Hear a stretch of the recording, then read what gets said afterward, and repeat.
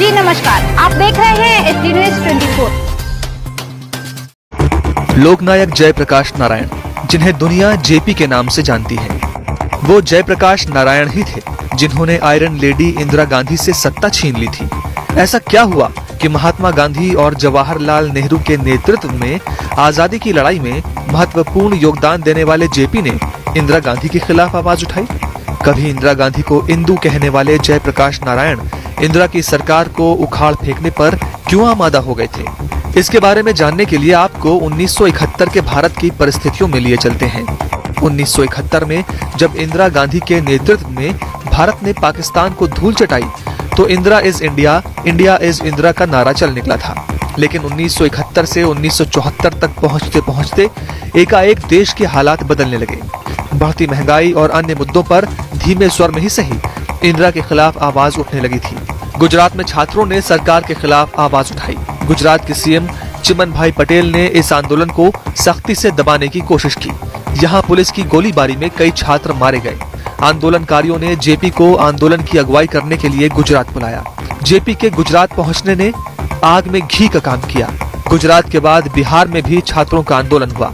बिहार सरकार ने आंदोलन को दबाने के लिए छात्रों पर गोली चलवाई। यहाँ भी कई आंदोलनकारी छात्र मारे गए। बिहार में भी आंदोलनकारियों ने जेपी को आंदोलन का नेतृत्व करने के लिए कहा। जेपी ने शर्त रखी, जब तक इस आंदोलन में राजनीतिक पार्टियों के लोग रहेंगे, मैं इस आंदोलन का नेतृत्व नहीं करूंगा। जेपी के कहने पर राजनीतिक पार्टियों के लाखों कार्यकर्ता इस्तीफा देकर इस आंदोलन में शामिल हो गए। जेपी ने बिहार के तत्कालीन सीएम से इस्तीफे की मांग की। इससे पहले उन्होंने देश की तत्कालीन प्रधानमंत्री इंदिरा गांधी को लिखे पत्र में उनके कई फैसलों को लोकतंत्र के खिलाफ बताया था। साथ ही सांसदों को लिखे पत्र में उन्होंने लोकपाल और लोकायुक्त की नियुक्ति की मांग की थी। राजनीति से परे भी जेपी की एक खास शख्सियत थी, जिसका पता नवंबर 1974 में हुई मुलाकात से चलता है। द रेड साड़ी बुक में इस मुलाकात का जिक्र है, जहां इंदिरा से मुलाकात के लिए जेपी दिल्ली पहुंचे थे। जेपी ने इंदिरा से मुलाकात कर बिहार की भ्रष्ट सरकार के बारे में बताया तो इंदिरा ने कहा कि उन्हें भ्रष्टाचार के बारे में जानकारी है। इस पर जेपी ने इंदिरा से बिहार की सरकार को बर्खास्त करने की मांग की, जिस पर इंदिरा ने जवाब दिया कि वो ऐसा नहीं कर सकती। प्रजातंत्र के आधार पर चुनी सरकार को हटाने का अधिकार उनके पास नहीं है। मीटिंग के दौरान इंदिरा ने जेपी पर आरोप लगाया कि वो संयुक्त राष्ट्र और CIA के बहकावे में उन्हें सत्ता से हटाना चाहते हैं। इंदिरा और जेपी के एक दूसरे के खिलाफ बयानों से ये आंदोलन और तेज होता चला गया।